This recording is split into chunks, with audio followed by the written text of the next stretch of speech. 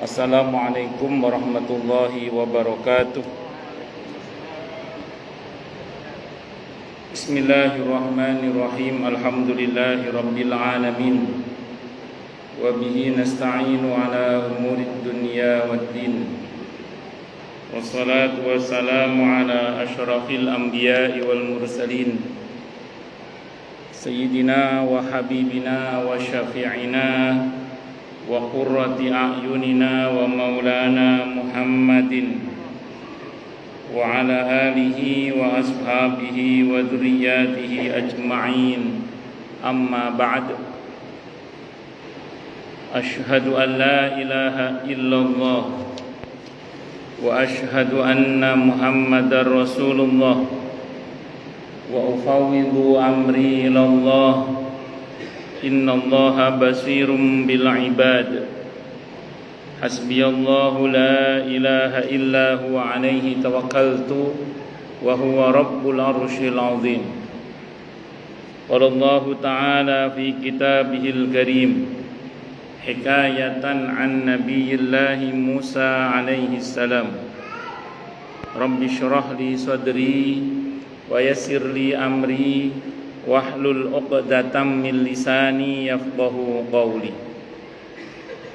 Para alim, para asatid, para asatidah, para bapak dan ibu sekalian, hafizani wa hafizakumullah, bil khusus segenap pengurus Masjid Jami' Al-Muhajirin Perumnas 1 dan sekitarnya, yang semoga pengurusnya dan jamaahnya semoga semuanya saja selalu dalam naungan rahmat, barokah, perlindungan serta bimbingan Allah Subhanahu wa taala.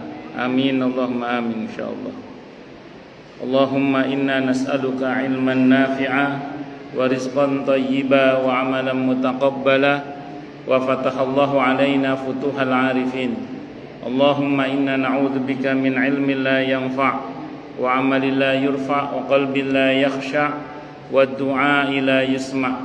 Allahumma ati anfusana taqwaha wa zakkiha anta khairu man zakkaha anta waliyuha wa maulaha. Amin Allahumma amin insyaallah.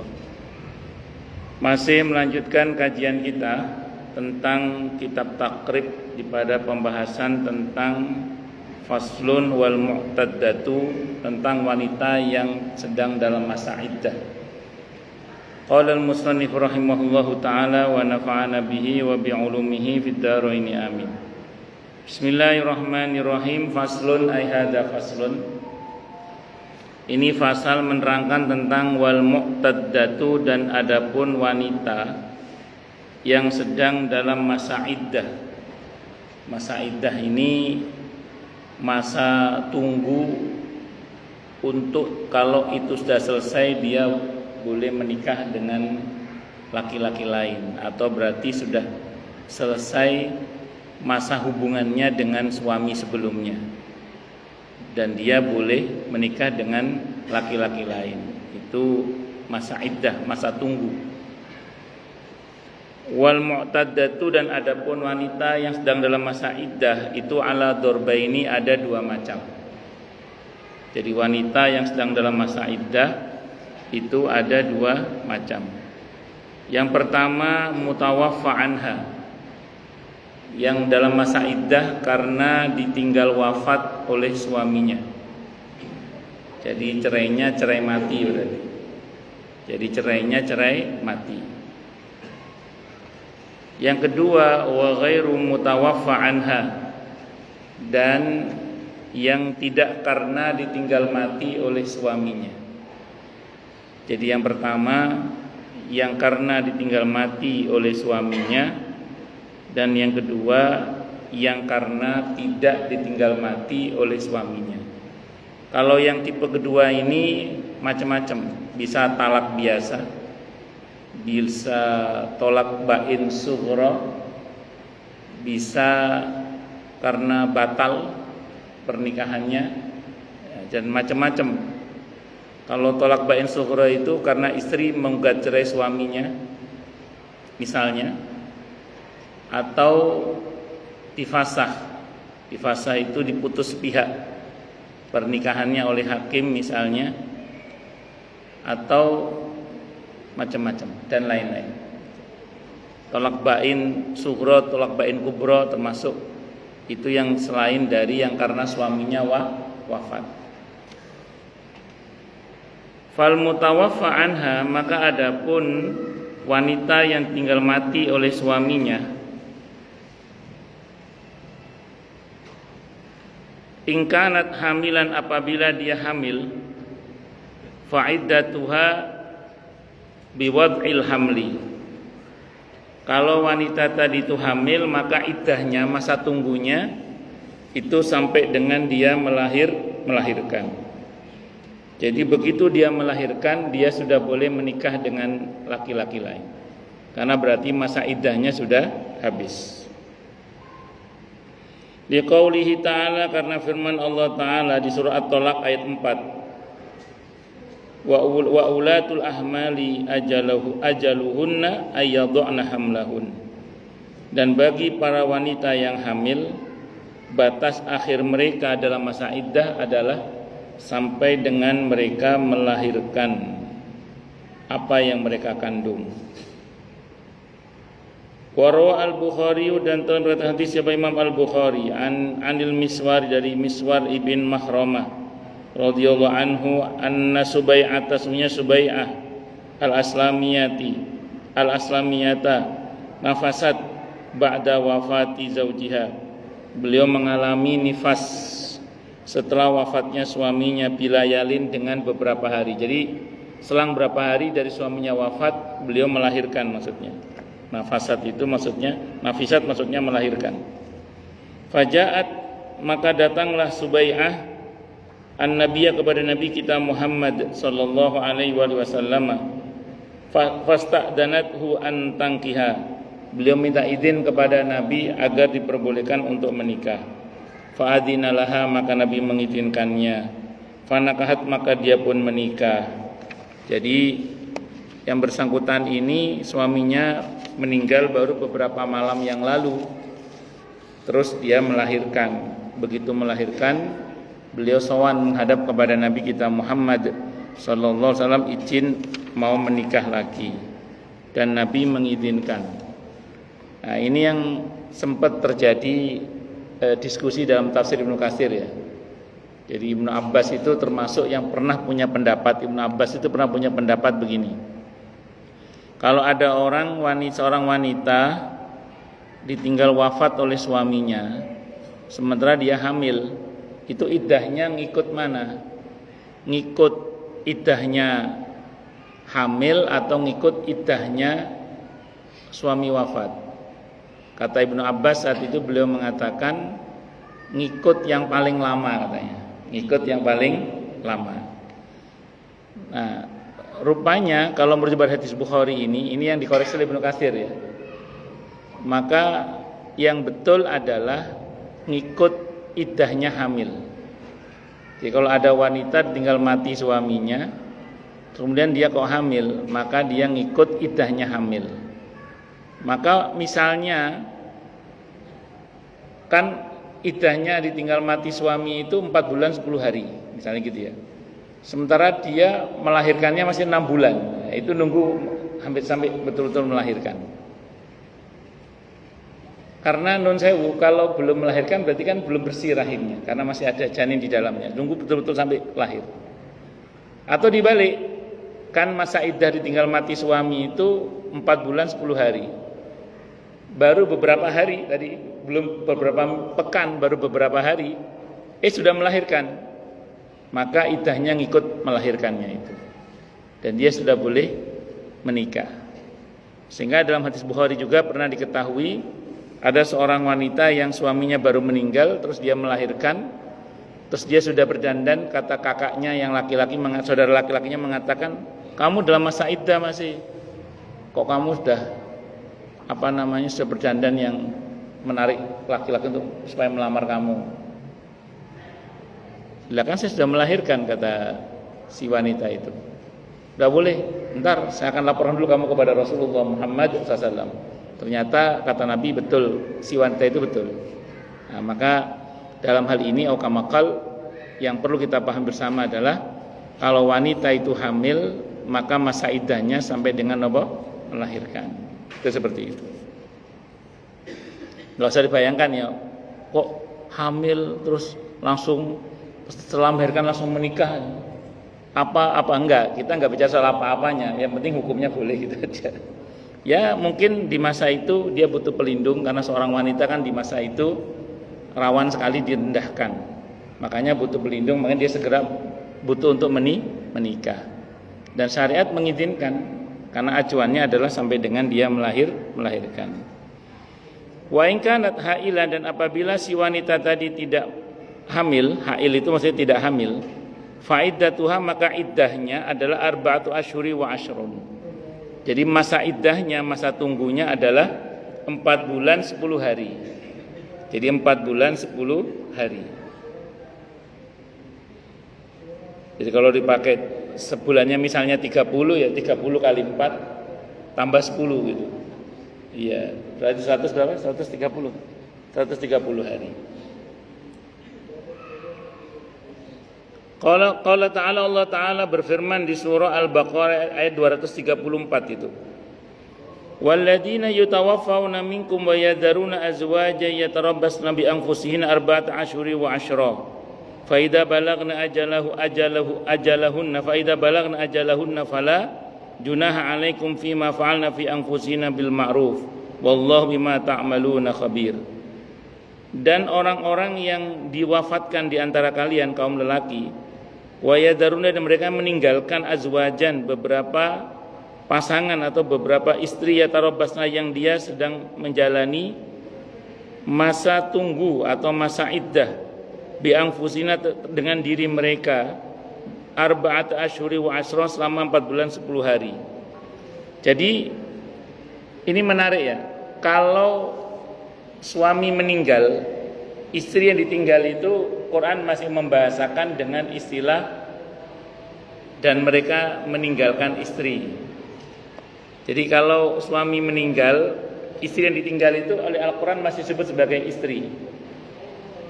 Kenapa? Karena wanita yang tinggal mati suaminya itu ada kesempatan bisa membersamai suaminya nanti di surga, kalau bareng-bareng masuk surga. Saya ulang ya, kalau suaminya masuk surga, istrinya masuk surga, ada potensi membersamai atau bersama kembali sebagai suami istri. Makanya Al-Quran masih membahasakan istri itu. Jadi masih dibahasakan dengan bahasa apa tadi? Istri. Tapi beda dengan kalau cerai hidup. Kalau cerai hidup di Al-Baqarah ayat 228 Allah nyebut dengan wal mutallaqat.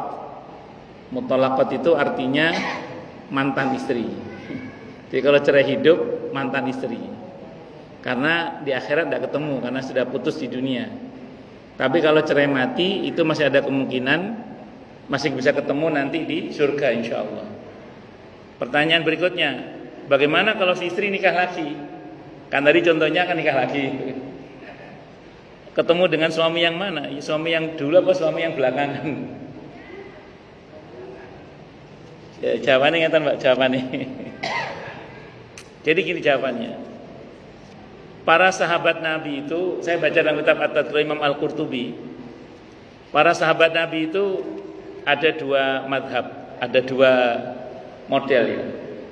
Yang pertama itu model Abu Salamah radhiyallahu anhu. Abu Salamah itu sebelum wafat, beliau berpesan kepada istrinya Ummu Salamah radhiyallahu anha. Pesannya apa? Dek, nanti kalau aku meninggal, kamu nikah lagi ya. Itu Abu Salamah. Dek, kalau aku meninggal, nanti kamu nikah lagi ya. Terus didoakan oleh suaminya, didoakan Ummu Salamah itu, ya Allah, berikanlah kepada istri hamba Ummu Salamah suami sepeninggal saya, suami yang tidak pernah menyakitinya. Itu doanya Abu Salamah untuk Ummu Salamah. Kata Abu Salamah doanya, ya Allah, berikanlah kepada istri hamba Ummu Salamah sepeninggal hamba suami yang tidak pernah menyakitinya. Dan betul, akhirnya beliau dinikahi oleh Rasulullah Muhammad sallallahu alaihi wasallam yang tidak pernah menyakitinya. Nah, menarik, dalam satu riwayat diceritakan Ummu Salamah ini nanya, Ada yang mengatakan sahabiah yang bertanya, tapi ada yang mengatakan itu Ummu Salamah yang bertanya. Okamakal, ya Rasulullah, nanti saya dengan suami yang pertama atau suami yang kedua? Kata Nabi, okamakal, walaupun ini ada yang mendhaifkan riwayatnya, tapi jalurnya banyak periwayatannya, sehingga ini insya Allah bisa menjadi hasan di ghairihi. Kata Nabi, okamakal, kamu akan bersama dengan yang paling kamu cintai. Di hadis yang lain, kamu akan bersama dengan yang paling baik kepada kamu. Jadi suruh milih Pak nanti Pak. Bukan dengan yang kedua, suruh milih Pak. Suruh milih. Nah, Ummu Salamah seneng karena kan pasti milihnya Rasulullah Muhammad sallallahu alaihi wasallam. Walaupun Abu Salamah juga mati syahid, beliau seorang sahabat yang mulia juga, ahli surga juga. Itu Abu Salamah radhiyallahu anhu. Nah, jadi begitu. Ada sahabat Nabi yang lain, kalau saya enggak, ada dua seingat saya, Abu Darda sama Abu Qatadah radhiyallahu anhuma. Itu sebelum wafat pesan sama istrinya, Cin itu cinta maksudnya, bukan cindil. Sayang, nanti kalau saya mati kamu jangan nikah lagi ya, supaya nanti kita ketemu lagi di surga. Itu manhajnya Abu Darda radhiyallahu anhu sama Abu Qatadah radhiyallahu anhu. Seingat saya dua sahabat itu. Jenengan termasuk yang mana monggo? Termasuk yang mana monggo? Oh, lanjut nggih. Jadi milih Pak nggih, milih. Saya pas ngomong gini itu ada jamaah saya di Perumnas 3. Sekarang ini suami yang ketiga beliau. Sekarang ini suami yang ketiga. Pertama meninggal, kedua meninggal Pak Haji. Sekarang yang ketiga, panjang umur yang ketiga ini. Nanya ke saya, kalau tiga-tiganya boleh nggak Ustaz? Ya, saya bilang, kalau satu wanita, tiga laki-laki itu namanya pelacur Bu, saya bilang gitu. Di surga nggak ada pelacur. Lanjut ya, kalau saya lanjutkan lagi. Wa in kanat hailan fa iddatu arba'atu asyhuri wa asyra. Arba'atu asyhurin wa asyrun. 4 bulan 10 hari.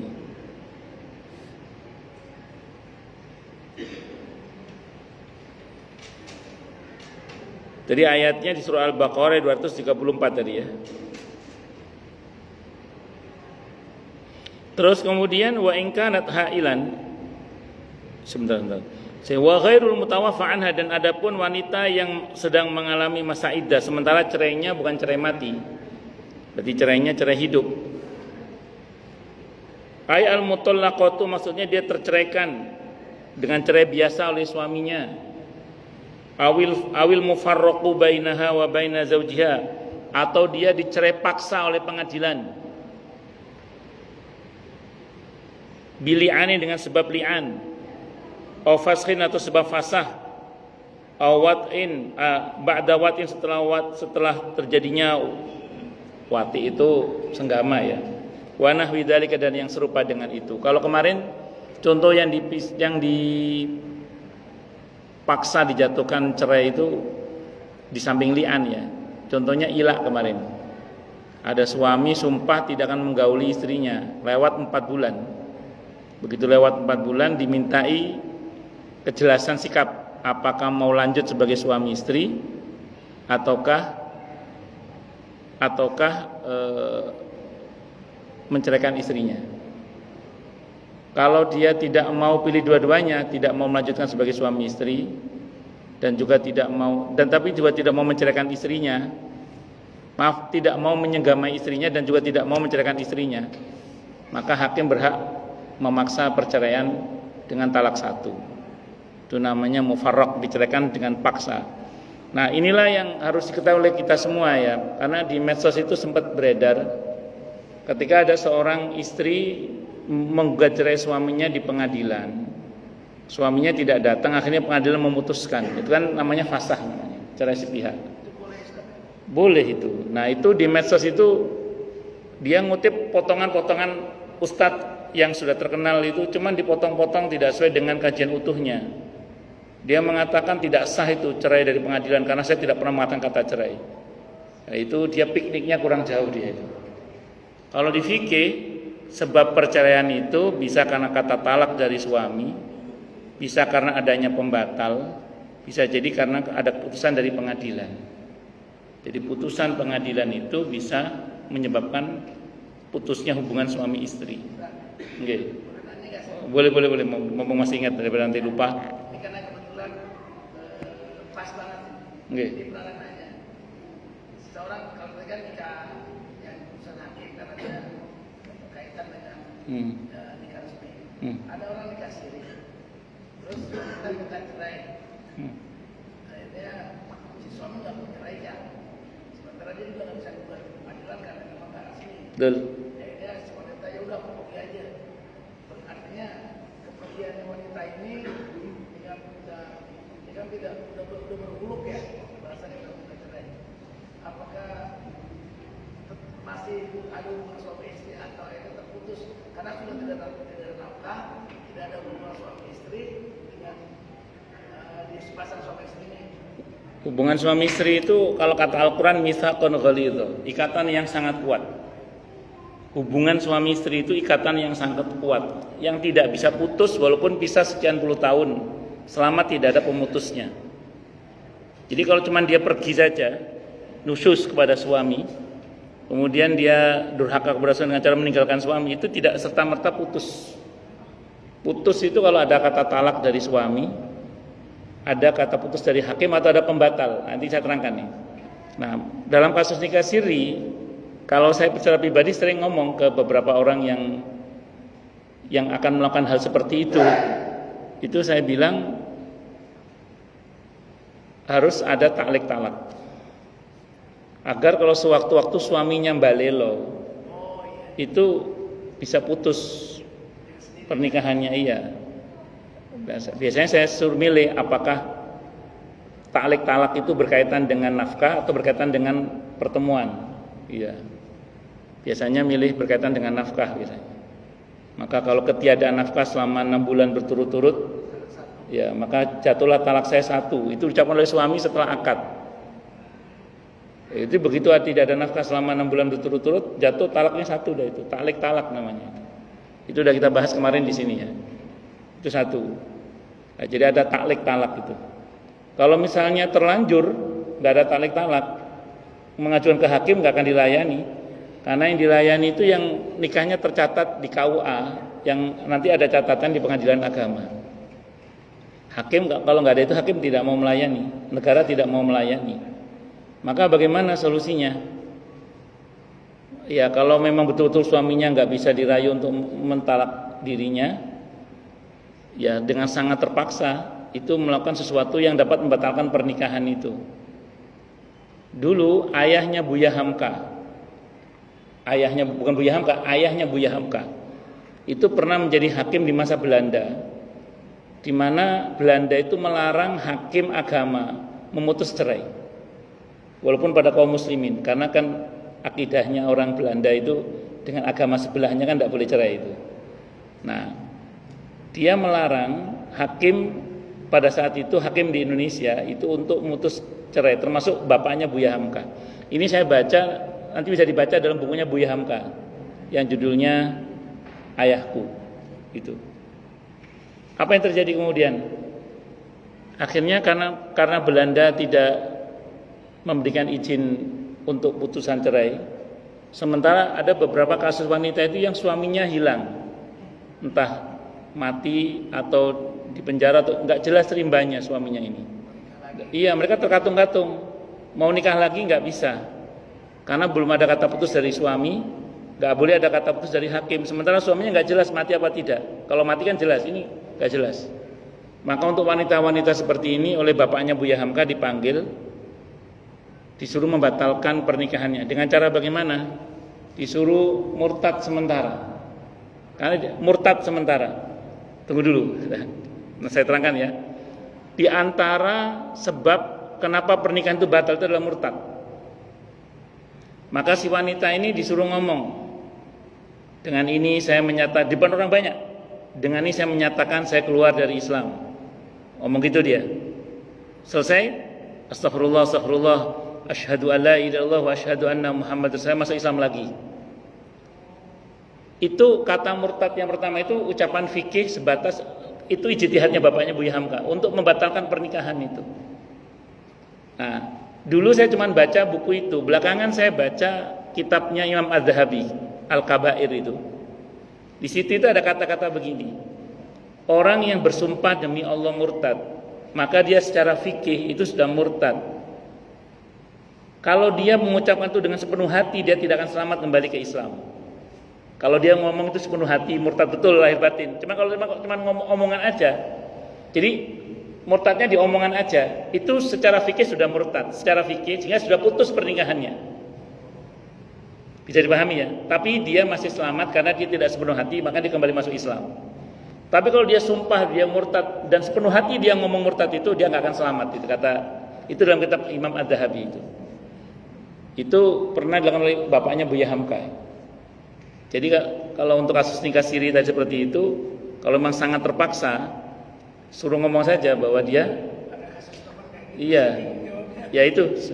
Kalau memang terpaksa ya, suruh saja dia berkata seperti itu. Tapi jangan sepenuh hati ngomongnya. Nah, itu sebatas hanya untuk mensahkan secara fikih bahwa dia sudah putus pernikahannya, karena nggak ada pilihan lain. Itu karena ikatan pernikahan itu mitsaqun ghalidh. Makanya lek kawin ojo sembarangan. Oh, sak nemu-nemune wong harus betul-betul yang betul. Karena kalau tidak ya tadi seperti tadi itu. Ngoten nggih Pak nggih? Itu nanti bisa dibaca dalam bukunya Buya Hamka yang judulnya bapakku, ayahku. Kalau Prof Irfan kan judulnya ayah, tentang beliau nulis tentang Buya Hamka, kalau Buya Hamka nulis tentang ayahnya itu seperti itu. Pun lanjut. Allahu Akbar.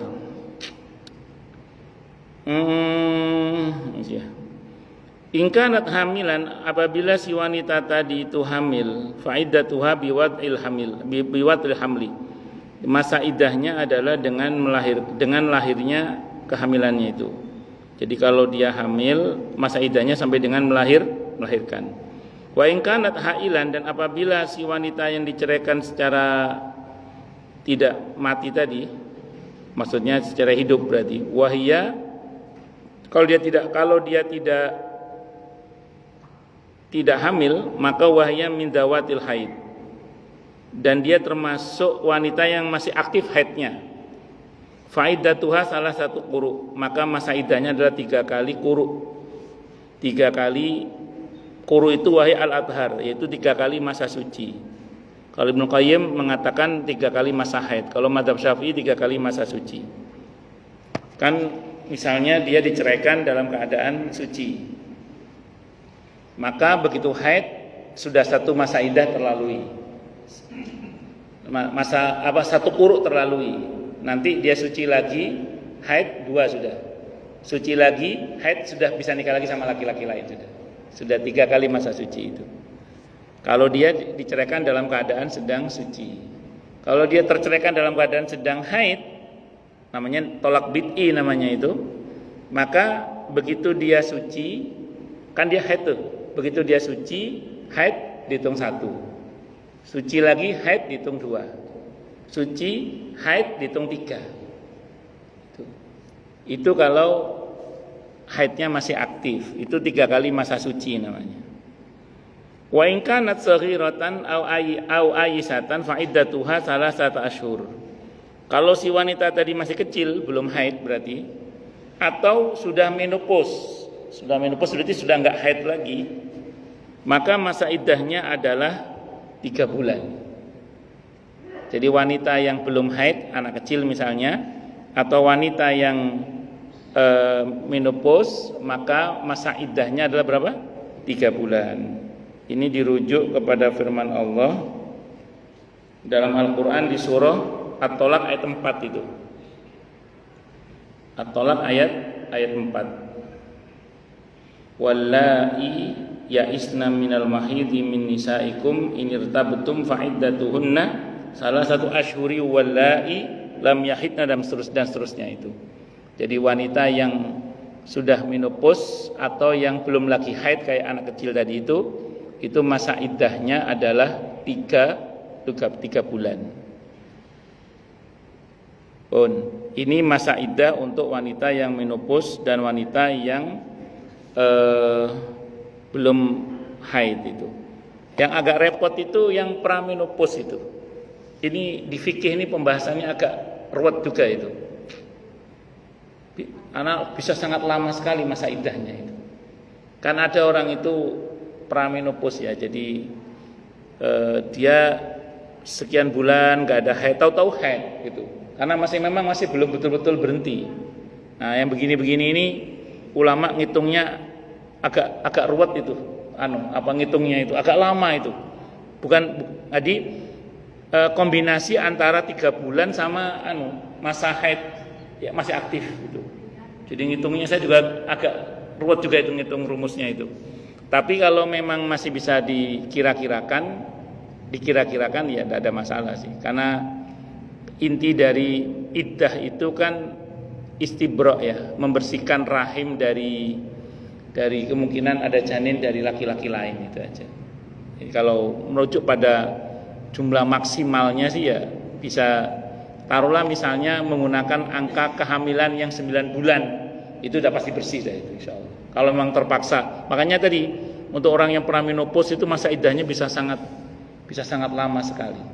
Itu masa iddahnya itu. Kecuali yang tinggal mati suaminya ya, jelas itu 4 bulan 10 hari. Itu. Ini yang kasusnya adalah yang ghairul mutawaffa. Jadi yang tidak ditinggal mati oleh suaminya. Kalau tinggal mati suaminya jelas sudah, yaitu 4 bulan 10 hari. Itu seperti itu.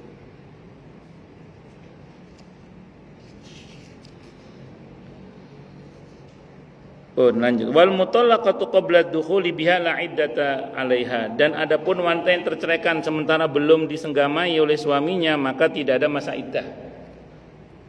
Misalnya ada seorang laki-laki menikah dengan seorang wanita, belum sempat disenggamai, udah dicerai. Maka bagi wanita itu tidak ada masa iddah walaupun dia janda karena belum disenggamai. Iya. Janda kembang. Tergantung kembangnya, Pak. Itu seperti itu. Jadi kalau sampai itu terjadi maka yang bersangkutan tidak mengalami masa iddah. Apa ada begitu? Ada. Jadi ada begitu itu ada. Jadi macam-macam sebabnya. Ada yang karena ketersinggungan, ada yang perempuannya nggak cocok terus lari, itu juga ada.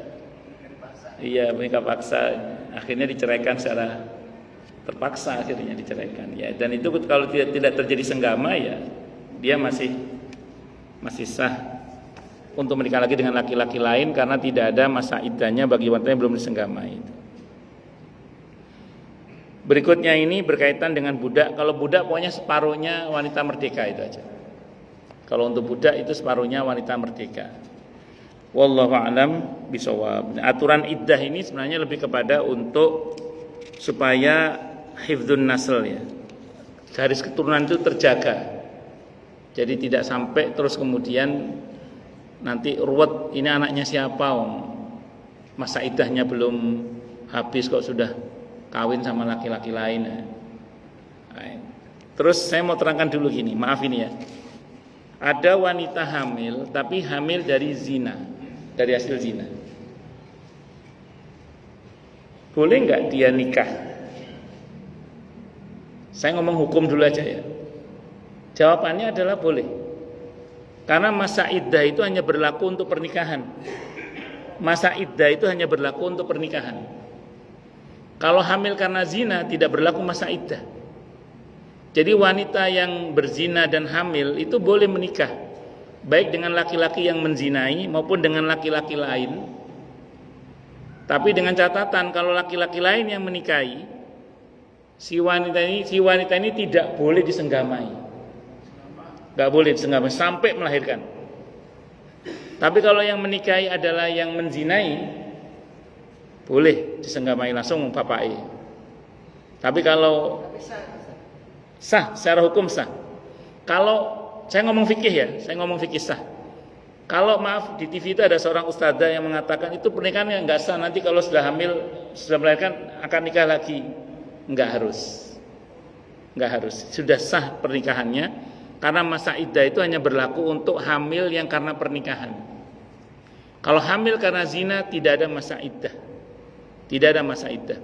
Malah Ibnu Abbas menjelaskan Kalau ada seorang wanita, misalnya, mohon maaf nih, ada indikasi dia berzina dengan laki-laki yang menikahinya itu kalau antara antara akad nikah dengan kelahiran ada waktu 6 bulan atau lebih, nasabnya ke bapaknya.